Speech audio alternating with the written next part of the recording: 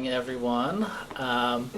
I have the pleasure of sharing some information with you and somewhat of some embarrassment also, because I know that there are in the audience right now my good friend and mentor Lama Chuki, Lama David, our Dorje Lopan from our nunnery in Nepal, and Siliguri, India. Recording in progress. Dorlop Chinisamo is here with me tonight, so I'm happy to be sharing things with you and slightly embarrassed to have to teach in front of them. So I'm going to start with a couple little lineage prayers, and then we'll go ahead and get started onto our main topic.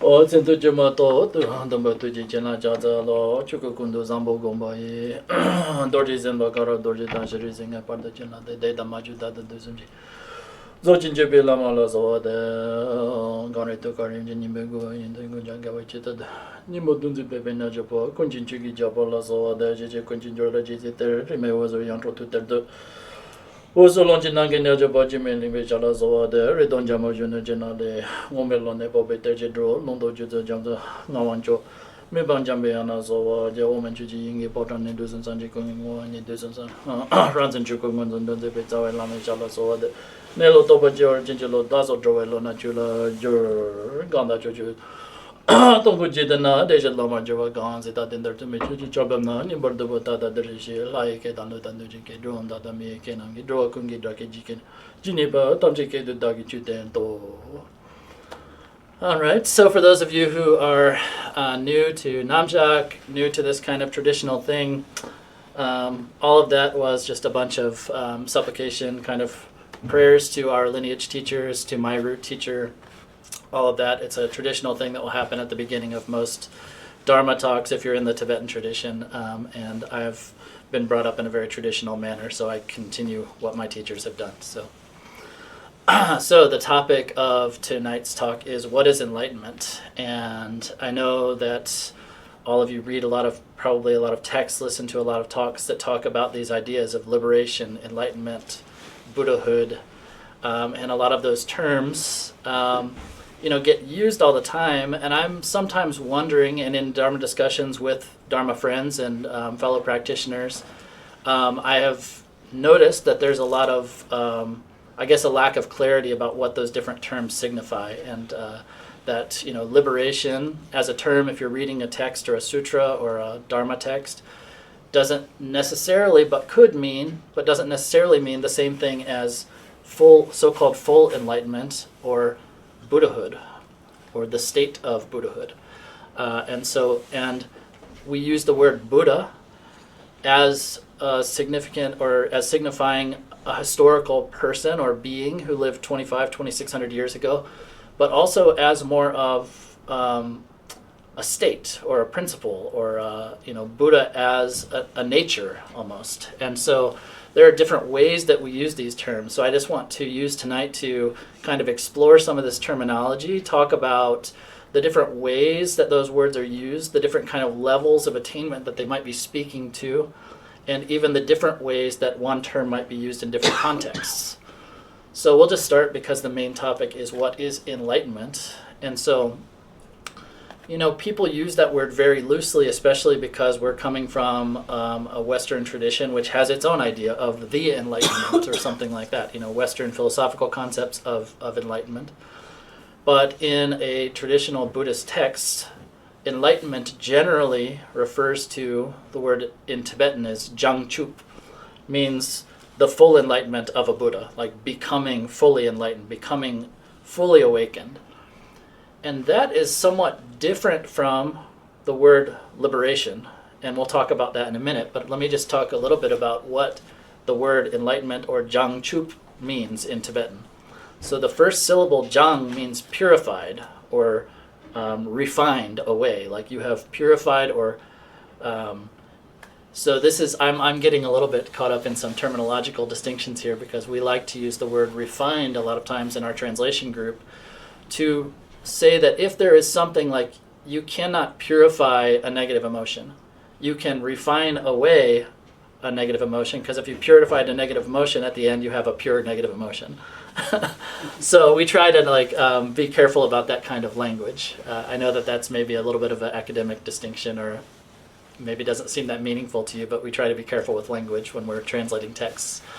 And so anyway, the first word, let's not get too picky about those two words, refined or purified, but it means that any kind of fault, any level of ignorance, any level of afflictive thought or emotion has been completely removed, has been completely purified from a being's mind. Let's say any one of us becomes enlightened, we become a Buddha, then every level of ignorance, every level of attachment, every level of what you might consider or what Buddhists might consider a unenlightened state of mind or unenlightened state of being has been completely removed, completely purified.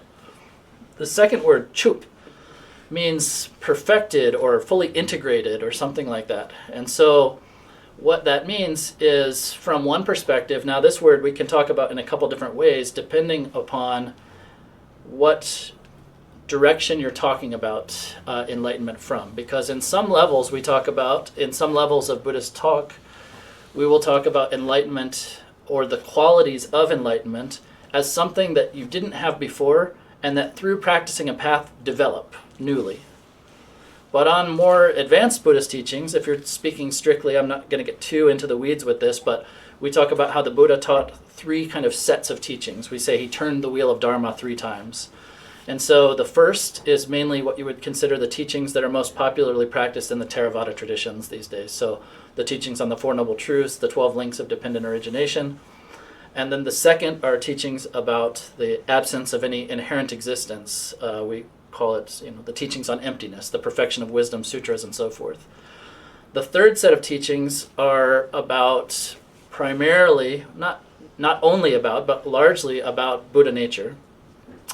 And so from the perspective of the third turning of the wheel, enlightenment, or the qualities of enlightenment, which I'll talk about what those qualities are a little bit in a minute, are not something that are newly developed by a path of practice, but are something that you already have now, even as an unenlightened being, but they're obscured. So they look like they are becoming like, in some strict more text, they talk about the 2 kinds or 2 levels of your Buddha nature. The one that is innately pure, and the one that looks like it's expanding, or it's growing, or it's becoming enriched, or becoming full.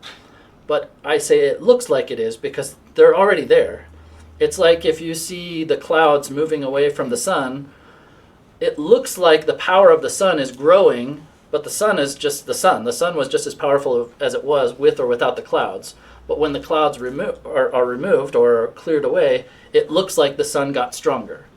And so from that perspective of these third turning of the wheel or Buddha nature kind of level of teachings, then those qualities of enlightenment are not something that are newly developed, but are just something that is revealed through this path of practice.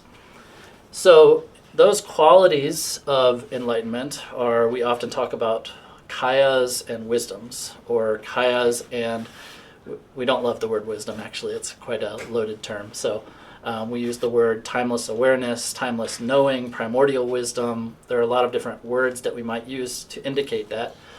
But we say that the Buddha has, generally speaking, there are lots of different actual more extensive classifications of the kinds of so-called wisdoms that the Buddha has, but primarily those are 2. We say that there is the timeless knowing or the primordial wisdom of things in their variety or in their diverse natures, and then the wisdom or primordial knowing, timeless knowing of things in their nature. So not only does a Buddha know the nature of things, but actually knows everything, we could say, that the Buddhas are omniscient.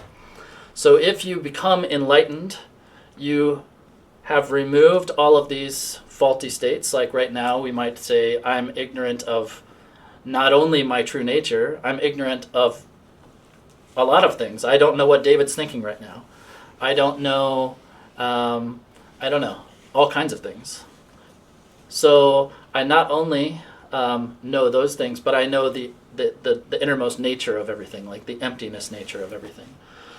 So there is this kind of process that we can talk about where from one side we're saying that you're purifying and developing something new, From the other side, you're saying as you're purifying, you're removing the stains or the obscurations of what was already there, and actually there isn't something new happening, you're just revealing what was already there.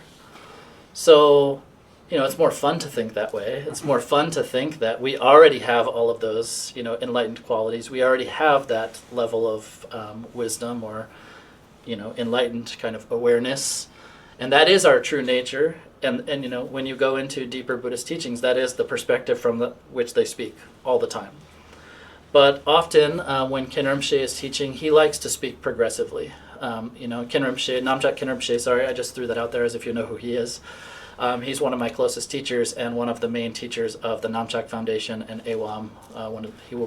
He is Tukul Sangak Rinpoche's kind of heart son and brother, spiritual heir. Anyway, Khenpo Rinpoche likes to talk about it sequentially because Buddha nature is something that, I'm going on a bit of a tangent here, but just to talk about those Buddha qualities, it's something that it's nice to talk about. In Tibetan they have an expression, they say, I guess we have it in English too, ear candy. It sounds nice. So if I were to tell you that you have Buddha nature, that sounds great. That's much better than thinking that we have original sin, right? It sounds a lot more pleasant. It's a lot more hopeful, a lot more fun.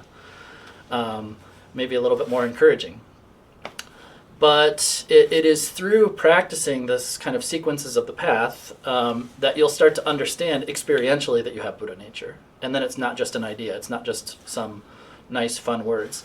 So I don't think that the videos are posted on our YouTube page yet, but they will be, and I would encourage you to watch this sometime down the road. But Khenpo Rinpoche gave some teachings, and they were just called The Nature of Mind. But he's speaking of Buddha nature and talking about like how the Buddha taught those 3 levels of teachings, and then how through kind of going through those levels of teachings, you'll start to actually, how that makes sense, why the Buddha taught that way.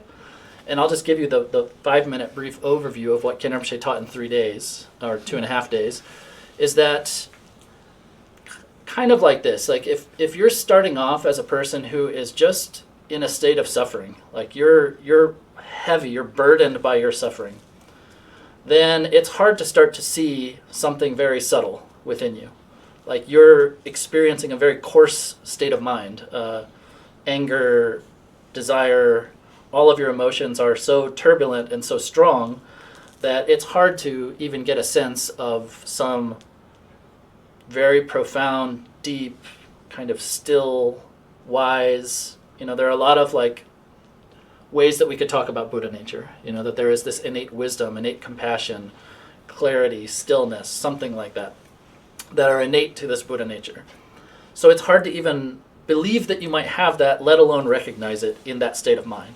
So as you train yourself through these initial stages of practice on shamatha, vipassana, meditations on impermanence, selflessness, and particularly in the first level of teachings, selflessness as your individual sense of self. So I'll talk a little bit about that later because it will be relevant to our discussion of the difference between mere liberation and full enlightenment.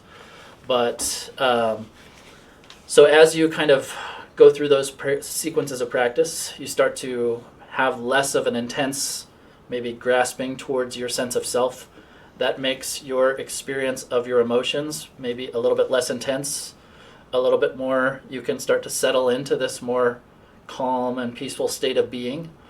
Then you move into the next level of teachings of the emptiness of all phenomena, where it's not just an absence of an individual self, like the I, the sense of I, but in that level of teachings, it's to see that everything has that same kind of nature, that there is no intrinsic nature to anything that you experience, not only yourself as the experiencer, but everything that you experience. And as you go deeper into that, then the experience of emptiness kind of joins with this experience of what in the teachings is called lucidity or luminosity or something like that. So you'll start to actually experience that for yourself. And it's when you start having that experience that then when a teacher tells you that you have Buddha nature, they have something to point to in your experience, in your mind stream, that you can actually think, oh, okay, now I can trust that. It's not just something nice to hear about. So when the Buddha taught, that's kind of where he was going with this. It's like once you've gone deep into the emptiness, it's through the penetration of emptiness or the deeper experience of emptiness that you start to gain the experience of this luminosity or lucidity, clear light in some translations, that then the teachings on Buddha nature actually make a direct connection to your experiential state. And so this is all quite a tangent about not something I was really intending to talk about, but I think it's relevant. So then you can start to understand these kind of so-called innate qualities of Buddhahood, which in that way that I was speaking before, you can then speak of Buddhahood as something which is already innate to you. Those qualities are innate to you, and you can even see through your practice of starting as someone who had very coarse experience of your emotions and your anger and your sense of self, and how chipping that away and refining that away is leading you into an experience to where those innate qualities are becoming more and more manifest to you. So it's not just like an abstract philosophy, like I was saying before, like, oh yeah, you already have it, and through this path it starts to become revealed. You'll actually experience that. So then, anyway, that was a lot to say. I just wanted to give a little context about how the teachings work and how they kind of connect to that idea of that alternate way of not just developing new qualities, but qualities already being there.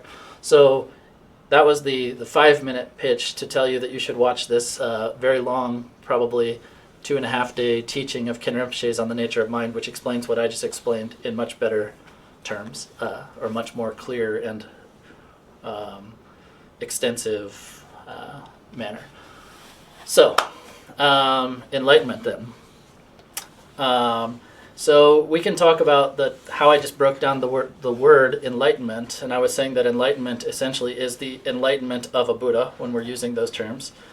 That enlightenment, in the same way we broke down the enlightenment into the two terms of purification and integration or something like that, the word Buddha is in Tibetan is sangha, and it's very similar meanings. So you have sang meaning also purified, cleansed, cleaned away, something like that. Ge meaning expansive or enriched or something like that.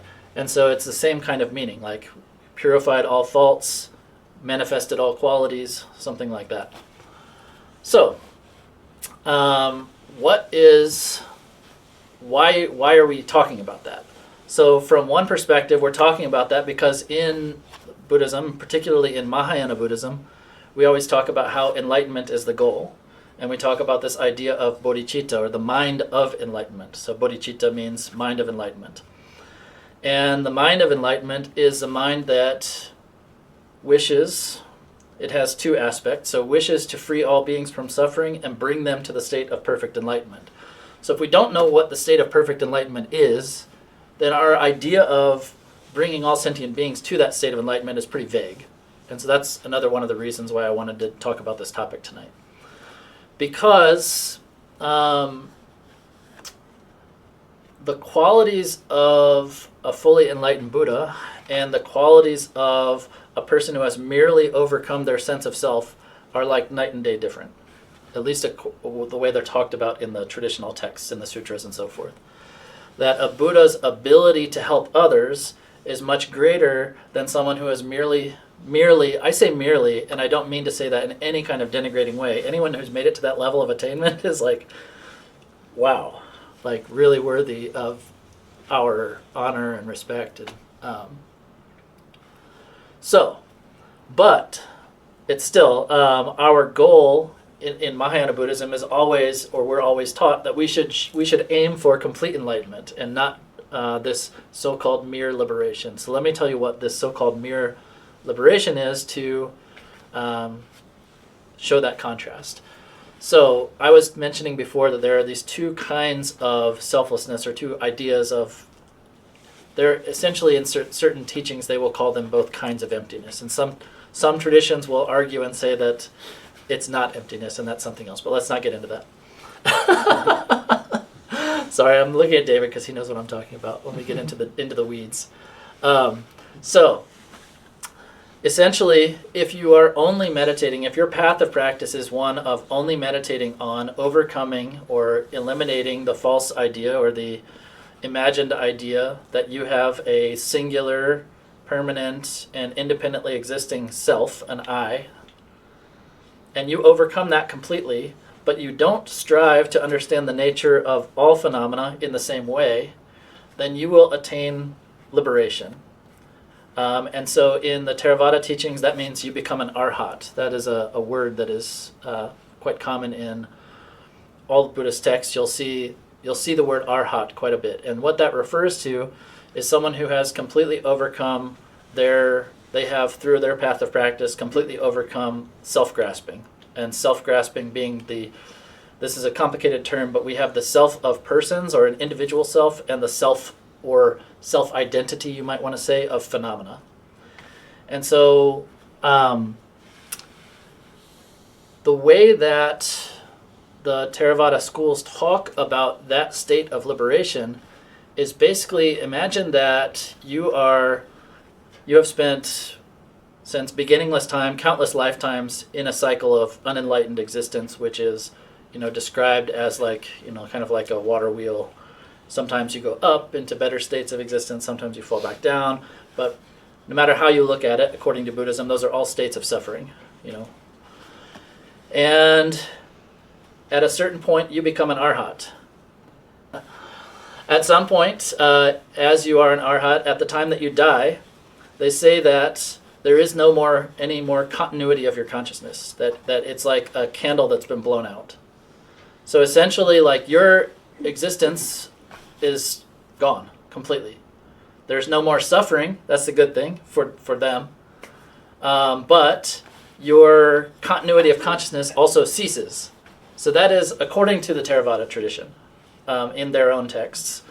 However, this is a little bit of a complication. Mahayana Buddhists like to say that they're not completely cut off, they're just in a state of cessation, they're in a deep state of meditation of which they would never normally, maybe of their own accord, rise from.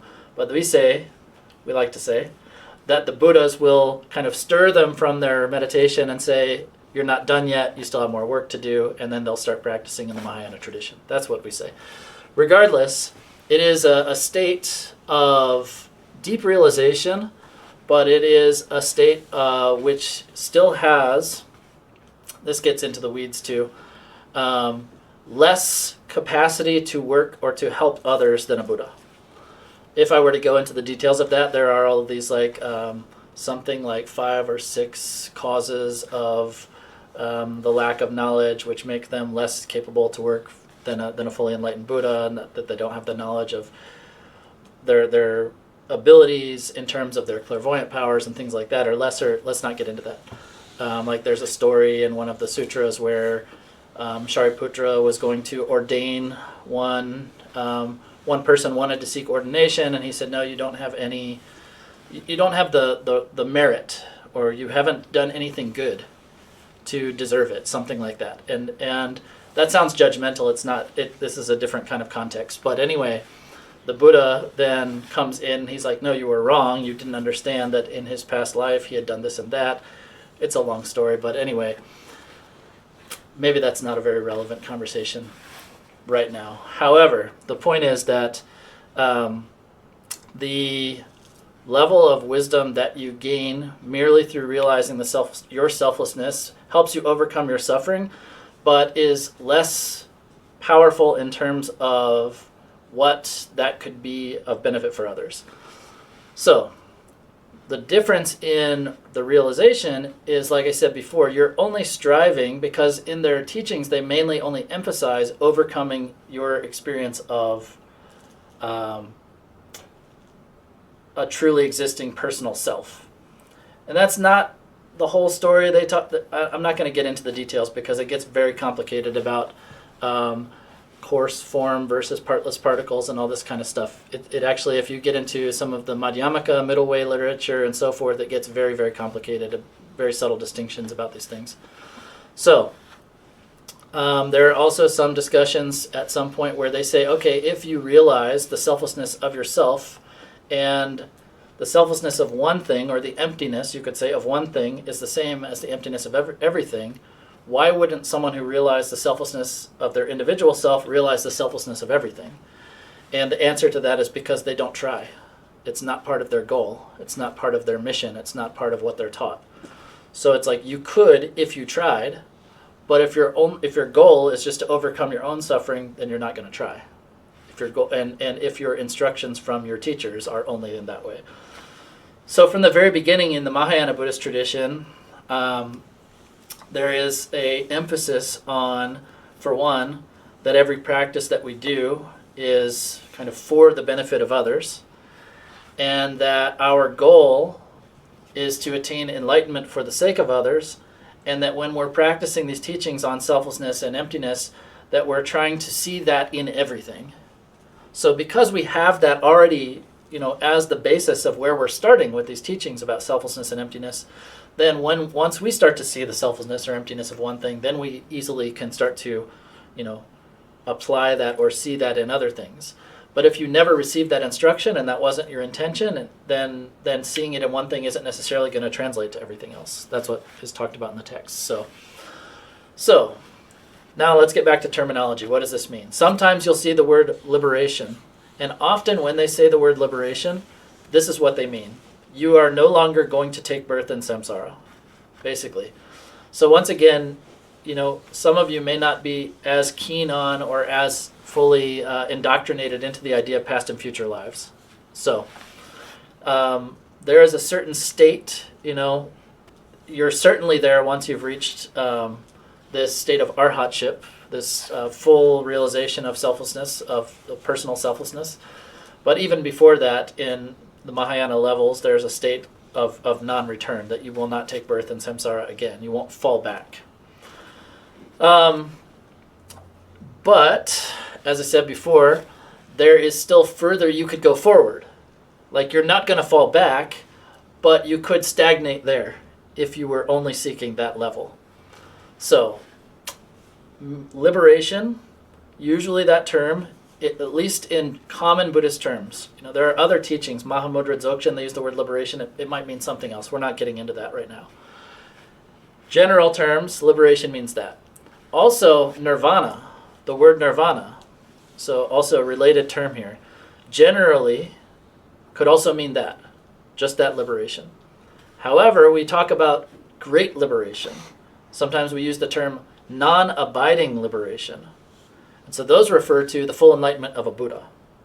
So let me give you a little bit of info about the word non-abiding nirvana. Non-abiding in what? So they say that because of their realization of selflessness and emptiness, a Buddha no longer abides in or is bound in samsara. But because of their great compassion, because, from that perspective of, I said before, from the very beginning of Mahayana Buddhism, we're always talking about how this is for others. We're kind of motivated by compassion, by this attitude of bodhichitta. So because of their great compassion, a Buddha doesn't fall into or does not abide in that single-sided kind of state of peace of an arhat, where they just sit in their meditation and don't work for the benefit of others. That's an oversimplification to say arhats don't work for the benefit of others. The Buddha commanded all his students at a certain point that they should teach, and they did teach. But at the end of their life, it's said that an arhat will it's kind of according to their own teachings, that is, they will just not take birth in samsara again, and that's kind of the end of their continuum of their consciousness. So that's kind of the end of any help that they could be to others. So Buddhas don't fall into that side of the extreme of peace, nor do they fall into what we call the extreme of samsaric existence. So they can act in samsara, but they're not bound by or restricted by samsara. So that might make it sound like samsara is a place. Samsara is not a place. Samsara is basically the unenlightened state of mind, and a cycle, or a cycle that you are maybe stuck in or habituated to. So the Buddhas are no longer in that cycle because they have the wisdom which has seen through that. They've seen the illusory nature of that. They've seen the empty nature of that. But they don't just sit there thinking, okay, I'm good now because I figured it all out. Because of their great compassion, they continue engaging in the world and wanting to help others. So that is called non-abiding nirvana, because they neither abide in the peace of nirvana nor the suffering of samsara. So, nirvana, liberation, enlightenment, Buddhahood. Is this making sense, or is this like overly complicated? I know it's complicated, but also it's really important because these terms come up again and again and again in Buddhist texts. And it's really important to understand what is being talked about. So like, for example, when we are talking about the fundamental, there's a famous text by Tsongkhapa called The Three Principal Aspects of the Path. He's a founder of the Gelugpa school, but this is a text which is kind of taught by masters of every tradition because it's so universal. And in that, the three principal aspects are renunciation, bodhichitta, and the view of emptiness or interdependence. So renunciation refers to the wish for liberation. And generally that wish for liberation is the reason why we would even practice in the first place. So there are some people who maybe from the very beginning are already naturally inclined to compassion. They have what sometimes they say in Buddhist texts, they say that you are already of the family or the lineage of the Mahayana. So from the very beginning, you already want to get enlightened for everyone else, for the sake of everyone else. But that's not going to be the case for everyone. Like I was saying before, if you're initially so overwhelmed with your own experience of suffering, your own experience of coarse emotional states, you first have to want to get free. You first have to even want that for yourself. Before you could maybe think about it for others, you might have to even first have the idea for yourself, you know. So the idea of renunciation is generally talked about as the wish for liberation. So what is liberation? Right? So the first step, you know, liberation and bodhicitta are not the same thing. That's why I'm trying to distinguish this. Liberation is the wish to be free from the suffering of samsara, yourself. Like, I have to want to get free in the first place, maybe before I'm even capable. Maybe I have to be driven by that wish to be free to get myself to the point where I'm even capable of thinking about the needs of others. If I'm overwhelmed with this burden of my own personal suffering, I don't care what's happening to other people. I'm like so intensely drowning in my own displeasure, my own depression, my own whatever, that it's hard for me to even think about others. So that's why, like, you know, the initial teachings of the Buddha, it's not like the Buddha was, oh, everyone should practice Mahayana, and I was wrong when I taught that first part. It's not like that at all. It's a sequence, and it could be for an individual that all of those sequences are relevant to a single person's lifetime of practice. It could be over the course of many lifetimes, or it could be that in this lifetime you, like I said before, you kind of have that sense of the Mahayana from the very beginning. But according to the idea of kind of infinite past and future lives of Buddhahood, that probably means that you already had connection to the teachings from before, and that's why that's awakening in you now. So all of those teachings are relevant. So this is maybe a little bit of a tangent, but like, or a little bit of an aside here, that just because we praise the Mahayana teachings to be so wonderful and it's the path which will lead you to full enlightenment, it's the greatest qualities, the greatest wisdom, all of that can be brought about through that path. It doesn't mean that the Theravada teachings are irrelevant or lesser or unimportant. It's, you know, stages in different people's development, and they're relevant to an individual practitioner. Like the Buddha didn't teach a single doctrine. The Buddha taught according to the needs of whoever was in front of him. And so that's why this teaching that Ken Rinpoche gave was so relevant. You know, he really talked about, like, through those different stages, what kind of realization are you going to gain through practicing those? I mean, you as an individual maybe who might practice all those different stages throughout one lifetime, or just in terms of the way the Buddha was teaching, like what qualities he was trying to develop in the student's mind stream to kind of lead them to what you might consider the ultimate realization of a Buddha, or the ultimate kind of state of mind or experience of your Buddha nature or something like that. So if the Buddha had said, to those beings who are at the very beginning, who were overwhelmed with suffering. You have Buddha nature. Like I said before, it might sound nice, but they might not trust that. They might not actually believe that. Or they might fully reject the idea. They're like, I'm such a terrible person. I'm such a state of suffering. How could I have anything good in me? So all of those teachings, are there and are functioning according to the level of an individual. And so that's why when we practice, in the Namchak tradition, not just the Namchak tradition, in most Tibetan Buddhist traditions, we have practices called ngondro.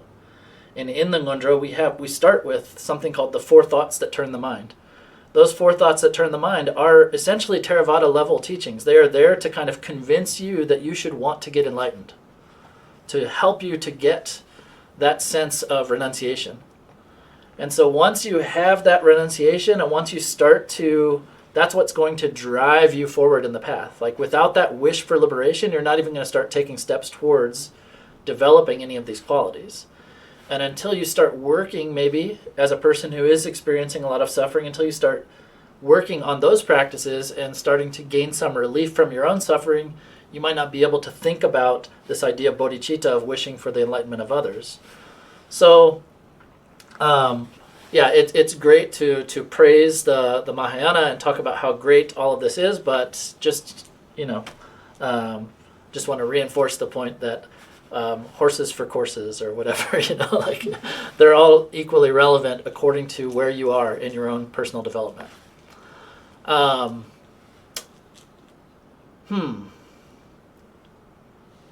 How is this settling? I feel like I'm just talking off the top of my head to a certain extent here. I had some ideas. I did some reading to prep for this, but So, so where this was coming to was distinguishing renunciation, which is the wish for liberation, from bodhichitta, which is the wish to free beings from suffering and bring them to the state of enlightenment, or sometimes it's formulated as the wish to attain enlightenment for the sake of others. So, the difference there is that I'm saying seek, in renunciation, it's to seek liberation. In bodhicitta, it is to seek enlightenment, or the state of Buddhahood. And so the ambition is different. It is to become a fully enlightened Buddha, not merely to liberate yourself from suffering. And not only to become a fully enlightened Buddha because that sounds great for you, but because that is the most beneficial thing for others. So, even in the teachings on bodhicitta, the reason why I said that could be formulated a couple different ways is they talk about bodhicitta on some different levels, and there are 3 examples given for that. And they say that those are according to your courageousness, your power of your compassion, or something like that. So you have the monarch-like or the king-like bodhicitta, which is like, okay, if I were to become the king, then I can exert my power to help others. So I have to get enlightened first. That's one way of thinking about it. But that's considered a lesser degree of courage, to want to get enlightened first. The second one is like the boat's captain or the boatman or something like that. That you and all beings will attain enlightenment simultaneously together. That's considered the middle level. And then the third, the most courageous, the most compassionate, is they call it the shepherd-like bodhicitta, that just like a shepherd will make sure that their flock is entirely safely back into their pens or their barn or whatever, then finally they can go have their rest and have their dinner or whatever. It's like the wish to have all beings get enlightened first, and then once everyone's all good, then you can have your rest, something like that. But the ironic thing is that by wishing for them to get it first, you're going to get enlightened before them. You're going to get enlightened faster, because it is through the power of that compassion which is going to enable you to get enlightened faster. So even though the first wish is for me to get enlightened first, if I wish for them to get enlightened first, I'm probably going to get enlightened faster.